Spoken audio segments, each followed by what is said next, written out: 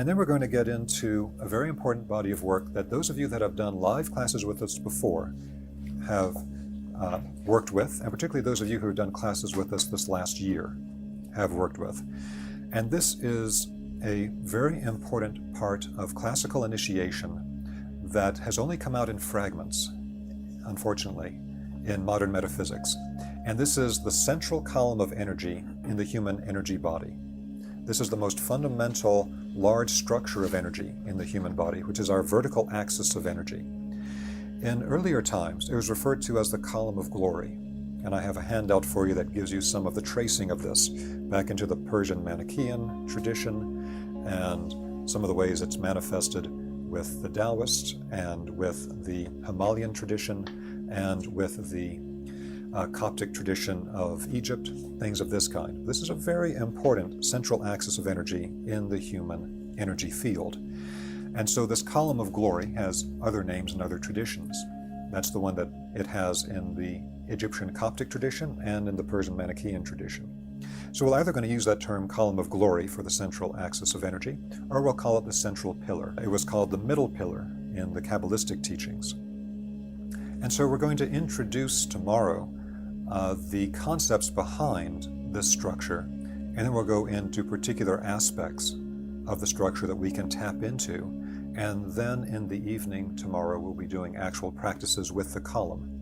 Because once you're aware of the column and able to put your consciousness directly into some of the centers, particularly in the higher levels of the column, above the human head, it becomes much easier to directly perceive both the non-physical beings directly, as well as to perceive what we're going to refer to, taking a term from Dr. Samuel Sagan at the Clear Vision School, to perceive packed thought forms, which again is highly concentrated information that we can receive as a totality, instead of it having to be unpacked into one image or one word after another.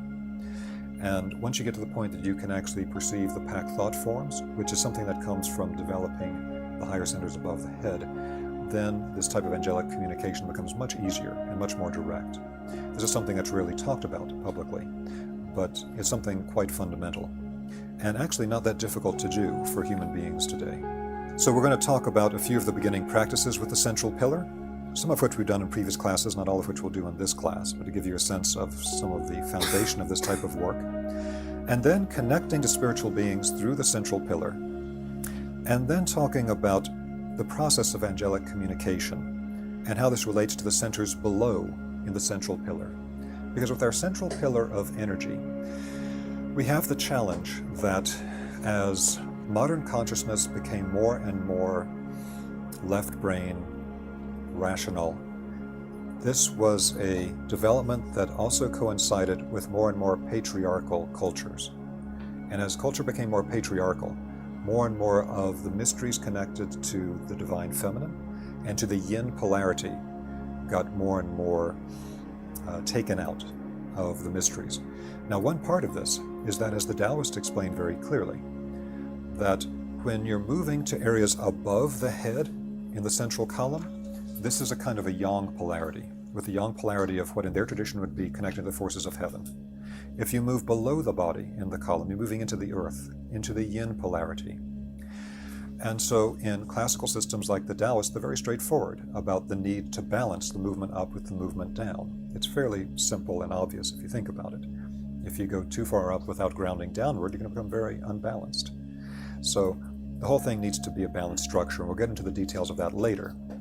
But you will find that in many modern, very patriarchal systems, they have excluded the knowledge of the column below and working with the centers below. And this will be anything from saying, well, you simply can't do it because those gates have been closed for a long time, to actually saying in some traditions that it's a taboo. It is absolutely forbidden. You're not allowed to connect to the centers below because these are connected to detrimental spiritual beings and forces and black magic, and it's absolutely not permitted. But again, you will tend to find, particularly as this gets into the more rigid and fear-based attitudes toward it, that this comes the more you get into highly patriarchal systems. And that there's an essential part of initiation to understand the centers below and to connect to them. And so we're going to clarify some of that in this class, because again, although for the vast majority of people, the clearest angelic and non-physical communication will come in the beginning with crystallizing the consciousness of the centers above the head, because that's the closest to our current center of consciousness, which is in the thinking realm, in our heads. The centers below are also extremely important. They have their own highly advanced functions. And again, we need to balance going up with the going down. Then we're going to talk about the centers actually within the human body in the column of glory. And one thing we'll be adding in this class, for those of you that have been with us in previous classes and worked with the central column in those classes, is we're going to be clarifying that in addition to what we think of in a very common model as the 7 chakras in the body, we also have a series of chakras that run from the trunk down. So from the perineum down to the feet, there's also a series of 7 for a total of 13. Now this is not the only possible system. One thing that we've introduced in our online Spiritual Science Essential Teachings and Practices class is at the very beginning we do an overview of some of the most prominent systems today about energy centers in the human body and about the different sheaths of the human body, what we would call subtle bodies, spiritual bodies in different traditions. And you'll see the different traditions use different schema of these things. They'll have different numbers of centers or different numbers of subtle bodies.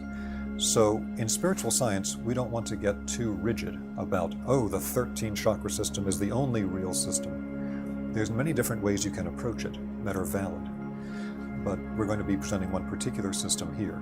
But again, we want to keep a type of internal mobility because there's a concept here that I have not described in this handout, but I've spoken about in some previous classes, that I just want to clarify this principle right now. And it's a principle that I've never seen described externally, but again, just becomes self-evident at a certain point, and it's what I refer to as the number prism. And the number prism is that if you divide the number of subtle bodies a human being has into 3, that will clarify certain phenomena and certain possibilities that the human being has in initiation very clearly, but it'll hide other possibilities that you might get if you were to divide the number of subtle bodies into 4, or into 7, or into 9, like other systems do. So if you're going to do healing, for example, and you train in an Indian Ayurvedic system, there's 3 major differentiations of what you look at with aspects of human health that are connected to the doshas and things like this. Whereas if you were to train in Chinese medicine, you might have 5 basic differentiations, which would be the 5 elements. But if you trained in a Western Greek system, it might be 4 elements in differentiation. Now, how you divide those phenomena into 3 or 4 or 5 is going to determine what gets clarified and what is not clarified as much. So there's a reason why different traditions divide things into these different numbers, because the number acts like a prism. When you put white light through a prism, you then find that inherent within the white light is the possibility for all these other colors. And so the number that we use for division, this is actually connected to sacred geometry at a very profound level. The number you use for division is what you use to actually purify out or clarify out specific aspects of the totality. And once you have clarified it in your own consciousness, you can then use it for practical work in healing or consciousness development or whatever it is that you're focusing on doing.